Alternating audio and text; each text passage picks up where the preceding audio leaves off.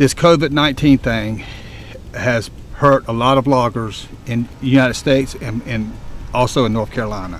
But this logging is farming. Howbeit, we're on a 20-year rotation, but it is farming. Every titan eventually falls. In the ancient world, it was empires. In the modern world, it can be something as simple as a family business. For Bobby Goodson, his logging empire was his life's work, a legacy passed down from his father.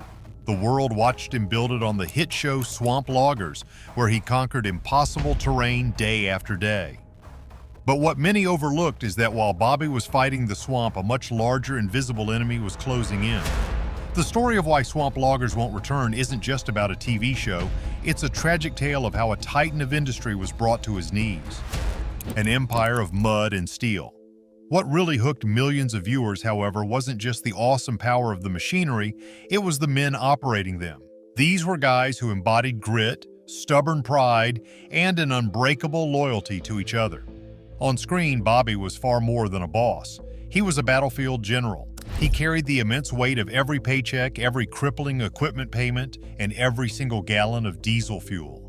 I'm hoping we get this stuff behind us and we'll be able to get out and see y'all like we have in the past. But unfortunate, with this COVID stuff going on, everybody's afraid and the lockdowns. And his crew, men he'd known for years, looked to him for everything. Viewers could sense he was carrying something even heavier, the responsibility for the families who depended on him and for a way of life that was fading away. A single one of his feller bunchers, the machine that cuts the trees, could cost upwards of $500,000, and keeping it running was a daily gamble. To put it mildly, Swamp Loggers blew other reality shows out of the water. There were no staged fights or phony storylines. The tension was 100% real, exploding from catastrophic machine breakdowns in waist-deep water, the frantic race to meet quotas before a contract expired, and violent storms that could flood an entire tract of valuable timber overnight. Audiences loved the sheer honesty of it. They knew they were watching something authentic. Every single truckload of logs meant survival for another week. Every snapped hydraulic line wasn't just a plot point for an episode, it was a direct threat to the livelihoods of the men on screen. 22 years ago when Fran and Bertha hit and it just blowed down a bunch of wood. So we've come back now and cut everything we didn't cut then. So we still got a stand growing here, and I'm sure Tim's gonna go back out there and plant whatever the Forest Service tells them. Yet as the final season ended, something felt deeply wrong. Fans had so many questions. Why was a show this popular with a fiercely loyal fan base not renewed? Why did the Goodson crew just vanish from television without a word? The silence that followed was deafening, and the mystery of why the show ended would become as legendary as the episodes themselves. What many overlooked was the sheer scale of their operation. On a good day, Bobby's crew could haul over 15 truckloads of timber, each weighing close to 80,000 pounds. It was a monumental effort that required perfect coordination, but the swamp was a relentless enemy. The hidden forces that pulled the show off the air were already in motion. More money, more problems. The raw authenticity of Swamp Loggers is what caught the eye of the Discovery Channel, and when the network picked it up, it turned Bobby Goodson and his crew into the most unlikely of celebrities. Suddenly, their daily, back-breaking grind was being broadcast into millions of homes. People who had never stepped foot in a swamp now felt like they were riding shotgun in a skidder, the air thick with the smell of diesel and pine. Audiences connected with the crew not as TV characters but as real people. They shared in the small victories and felt the sting of every setback. Bobby's leadership, a perfect blend of iron-fisted discipline and genuine compassion, resonated deeply. He became the face of hardworking America, a man who refused to back down no matter the odds. But the thing nobody tells you is that fame has a steep price. Filming wasn't just an add-on to their workday, it completely upended their entire operation. The crew had to schedule their logging around camera crews. A simple repair that should have taken an hour could now take half the day, as every angle had to be captured on film. Privacy became a thing of the past. Stress levels, already sky-high in such a dangerous job, went through the roof. Because what'll happen, you'll be pulling fine during the day, then all of a sudden the tide will come in and all of a sudden the trees will start floating. And if you keep trying to pull on it with nothing to hold it there, the water will just push the trees right out, and then Your road's gone. Yeah, the road is gone. What looked like thrilling television was, for Bobby, a nightmarish balancing act. He was constantly juggling the demands of production with the urgent need to keep his business afloat. Every single day was a tense negotiation between reality and television. Logging had always been dangerous, but now every move was scrutinized by millions. Deadlines became suffocating. Television waits for no one, demanding new episodes on a tight schedule, regardless of hurricanes or flooded timber tracts. Simple mistakes, which in the past would have been handled quietly among the crew, were now broadcast for the world to see and judge. For Bobby, the spotlight was a double-edged sword. It brought pride and much-needed attention to his profession, but it also magnified every failure. Viewers saw the mud, the breakdowns, and the exhaustion. What they didn't see was the crushing toll it took behind the scenes, the mountains of paperwork, the ever-present financial pressure, and the long, sleepless nights Bobby spent wondering if the business could survive the strain. Fame didn't lower the price of fuel, which could cost his company over $2,000 a day. It didn't magically repair a blown engine, and it certainly didn't stop the sawmills from closing. All it did was make their struggle public.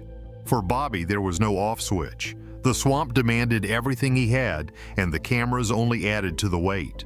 That constant pressure was planting the seeds for a future collapse. When the numbers don't add up. As the seasons of the show went on, the faint cracks that had always existed in the timber industry began to split wide open. You see, logging had never been an easy way to make a living, but a perfect storm of new pressures, production deadlines, soaring expenses, and a volatile market was creating a crushing weight. The very machines that were the stars of the show, those massive $500,000 workhorses, started to feel more like financial anchors. Each repair bill was another deep cut into their razor-thin profits. Meanwhile, fuel prices were climbing with a brutal relentlessness, eating up revenue before a single log even reached the mill. What many people are crazy about is the idea of big money reality TV, but that money wasn't enough to combat a failing industry. Even the sawmills, once their reliable partners, were turning against them. They began tightening their standards, rejecting entire loads of timber that would have been accepted without a second thought just years earlier. Each delivery became a high-stakes gamble.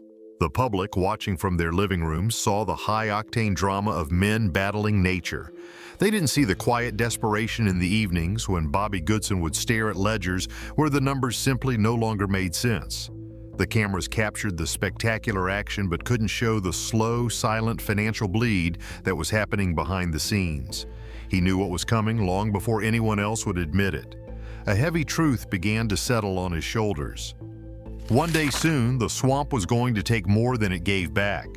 That unspoken fear became a shadow that loomed over every successful haul. By the mid-2000s, the business had transformed into a brutal contest of survival against forces too large to fight. Bobby pressed on with the grit that had made him famous. He wasn't just working for himself, he was carrying his father's legacy and providing for the men who trusted him with their families' futures. But pure determination can't change economic reality. The drama and raw difficulty of the job, the very things that made for great television, were the same things systematically dismantling his business. The show's sudden end was just the first sign of the disaster to come. Holding on against the storm. When the Discovery Channel announced the cancellation of Swamp Loggers after 4 seasons, fans were completely stunned. At the peak of its popularity, the show just vanished. I just want to ask our governors and whom it concerns, us loggers in North Carolina, we're hurting right now, and we need some help. We are farmers, and we've never asked for help before, but this is a time that we need it. And for Bobby, the end of filming was a strange mix of relief and reckoning.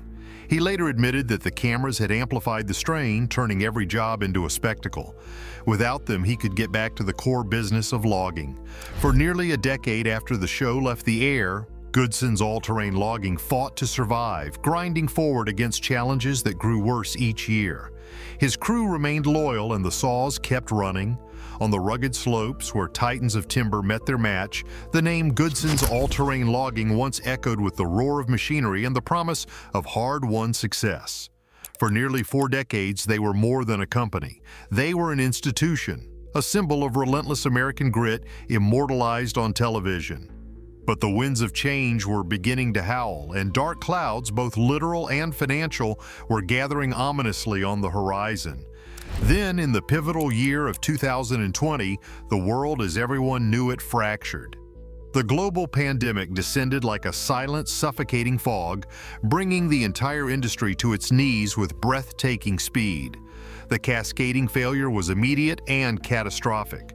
Mills, the final destination for their timber, slammed their gates shut, their yards overflowing with wood that had nowhere to go. The intricate web of global supply chains, once the lifeblood of parts and logistics, shattered into a million useless pieces.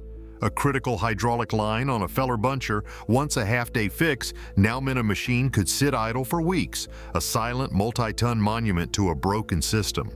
As the world reeled, crippling inflation began its insidious surge, driving up the cost of everything from saw chains to insurance policies.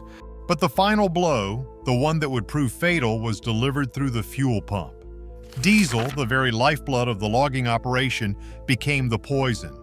Its price began a relentless vertical climb, soaring to record-breaking levels and more than doubling in just 2 agonizing years. The mathematics of the business became a cruel joke. Suddenly, a single day's work in the mountains, running the skidders, the loaders, the processors, cost thousands of dollars in fuel alone.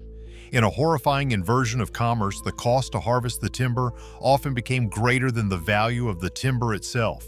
The business was no longer just bleeding money, it was hemorrhaging it from 1,000 wounds with no hope of a tourniquet. The monumental equipment payments, once a sign of growth and investment, became crushing, unbearable weights.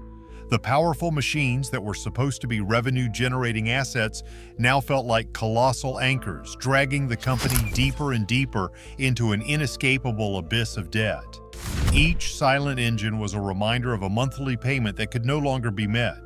The breaking point wasn't a single dramatic event, but a slow, brutal accumulation of devastating blows. There was no televised finale, no dramatic showdown in the woods. The confession came not from a polished television studio, but in the most vulnerable and modern way possible. A raw, unscripted live stream. And all the generations that we've logged, I don't know of any logger that has ever got government assistance. Fans tuned in from across the country, expecting updates on the crew, stories from the field, maybe even a hint of a comeback. What they received instead was the unvarnished, painful truth. Bobby Goodson appeared on screen, not as the tough-as-nails TV star, but as a man worn down and hollowed out by years of relentless struggle. The weight of his legacy and the failure of his life's work were etched onto his face. He took a breath and then spoke the words no one wanted to believe were real. "I can't hide this any longer." The dream that millions had watched on TV was officially over for good. A legacy in rust and memory. The announcement was like the final crack of a falling giant. It was abrupt, irreversible, and for millions, absolutely heartbreaking. With the shuttering of Goodson's all-terrain logging, any hope for a swamp logger's revival was extinguished for good. The machines that once roared through the Carolina wetlands now stand as silent sentinels, monuments of rust and deferred dreams. The dirt roads, once trembling under the weight of their 80,000-pound loads, are quiet, being slowly and inexorably reclaimed by nature. For Bobby Goodson, this was the end of a lifelong battle against odds that had finally become insurmountable. This wasn't a failure of will or a lapse in effort. It was the inevitable grinding conclusion for a small, family-run industry caught in the crosshairs of global economic forces. Fluctuating timber prices, rising fuel costs, and international competition created a perfect storm that no amount of grit could navigate. The swamp had always tested him with its mud, heat, and hidden dangers, but this was a war fought on ledgers and global market reports. A war he simply couldn't win. Even Bobby Goodson, the man who carried an entire industry on his broad shoulders for the world to see, could not fight forever against an unforgiving economic tide. And yet what remains is not a story of defeat, but one of an enduring legacy. The television series did more than just entertain. It served as a vital document preserving a vanishing way of life. It pulled back the curtain on a profession that exists in the margins of the modern world, revealing the incredible grit, the constant danger, and the unshakable brotherhood of men who worked where few dared to go. It immortalized the skill required to navigate a $500,000 machine through a treacherous, muddy landscape. The swamp is quiet now, but the story of Bobby Goodson lives on. Was he a victim of a changing world, or did the fame from the show hasten his company's demise? Let us know your thoughts below. Don't forget to like and subscribe.